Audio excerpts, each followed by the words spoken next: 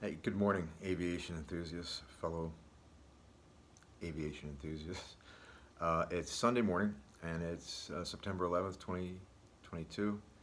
It's about 9 o'clock. No, I'm sorry, it's about quarter of 8 in the morning Eastern Standard Time. So, um, I like to keep I like to keep myself informed about accidents, general aviation accidents. Um, and since being on YouTube, it's become a lot easier and a lot more informative. This accident on September 4th, I think it was. I'm gonna put the link here on this video from the Blancolerio channel from Juan Brown. Really good report on an accident that happened on September 4th of this year, a couple weeks ago. Actually, 1 week ago, a little more than a week ago. The airplane. I mean, this is scary to me. This is pretty scary. The airplane was the twin Beech Baron, and my lack my lack of knowledge on, I guess, comprehensive knowledge on all the aircraft that Beech makes is coming out here because I didn't know that the Baron was made in a twin variant. Obviously, it is. This is a big twin. This is the heaviest twin Baron that they make. I'm referring to this accident that happened on September 4th this year in Sacramento, Sacramento County. I forget the exact town, but it was a check ride. Can you imagine being killed on a check ride? And in this airplane, so both pilots have a lot of time.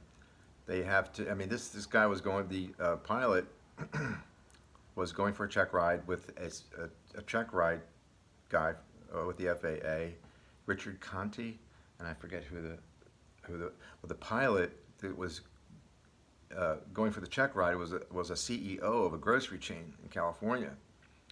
And as this guy, if you watch this report by Juan Brown, as he goes through this, I mean, for me, I'm always checking off what could go wrong, what's the worst case scenario, what's the envelope where I'm safe, what's the envelope where I'm not safe, right? I mean, so you cannot let this plane go below 100 knots or 105, about 105 knots under any circumstances, because you could, with an engine loss, with loss of an engine, and specifically the left engine, you can go into a flat spin, and if you don't recover in a quarter of a turn, think about that, okay? A quarter of a turn is almost impossible as far as I'm concerned. Half a turn, maybe, 3/4 of it, but a quarter of a turn, you can't, if you go more than a quarter of a turn into a spin in this airplane, forget about it. Your number's up.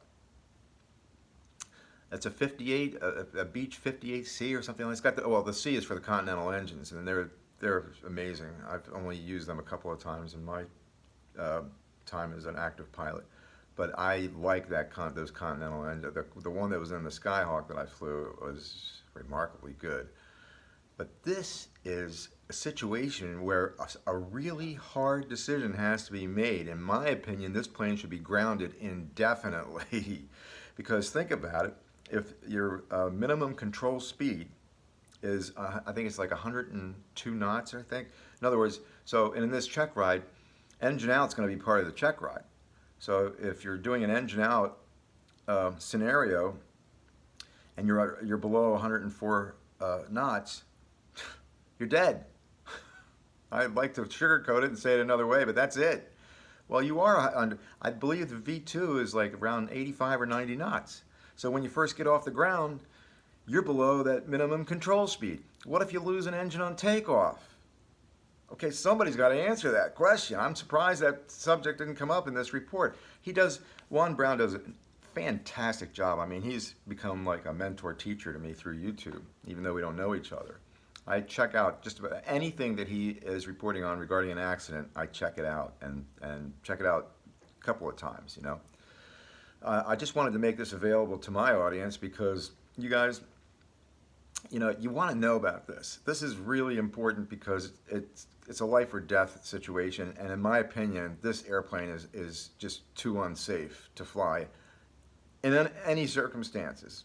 And in my opinion, it should be just grounded indefinitely until they can do some kind of fix to it. I don't know, how you would do that. But if you look at the chart that he shows, there's this massive area of the chart that's kind of grayed out that you can never enter. Don't ever go into this area or under these conditions. So it's a combination of stall speed and overlap of minimum control speed. Pretty important, right? Stall speed. If your stall speed mingles with minimum control speed, well then, in my opinion, the stall speed should go up. You shouldn't rate the stall speed below. Let me think. The stall speed should never be rated above the minimum control speed, right? So if you stall the airplane and you go into a flat spin, they were at 4,700 feet. They entered a flat spin, obviously, and if you look at the report, obviously, and they couldn't recover from it. And, killed both pilots. The check ride pilot was this guy with an immense amount of experience. Could fatigue have been a problem?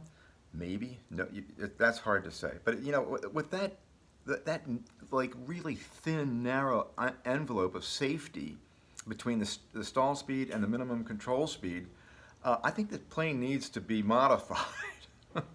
Don't you think? I think so. I don't know why I'm laughing. I'm sorry. It's not funny. Two people with amazing amount of experience, especially the check ride pilot, man, the guy that's doing the check ride for the FAA. I understand, because it's happened to me where I've done some stupid things and I've put myself in an unsafe situation.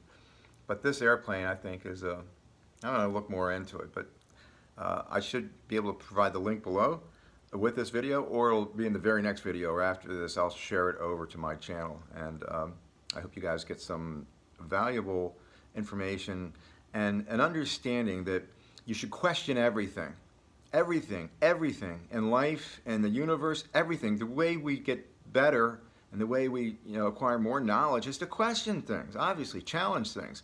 This airplane should be challenged by the FAA, and if they don't, well, that's typical of government agencies.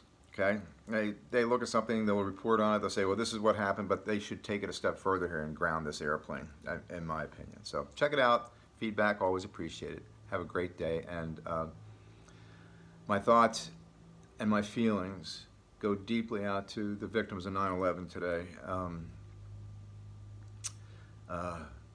It's one of those things everybody remembers where they were and what they were doing when it happened, and to me, it's really depressing, that something like that, people could do something like that to each other. And I've encountered many situations like that where I can't believe what somebody is doing to somebody else, or what somebody that I trust and respected and liked could do to me. So the bottom line is, you don't trust anybody. And you could see this coming, 9/11. I kind of saw that coming. A month before that happened, my children and I were in Washington, D.C., just for a fun trip. August, kind of like an August vacation getaway for 4 days. We went over to Arlington to see the Iwo Jima Memorial in Arlington. And as you look at it, you can look back over the Potomac towards Washington, D.C. And at the time, we were looking at these airplanes coming down over the Potomac River to land at Ronald Reagan International Airport.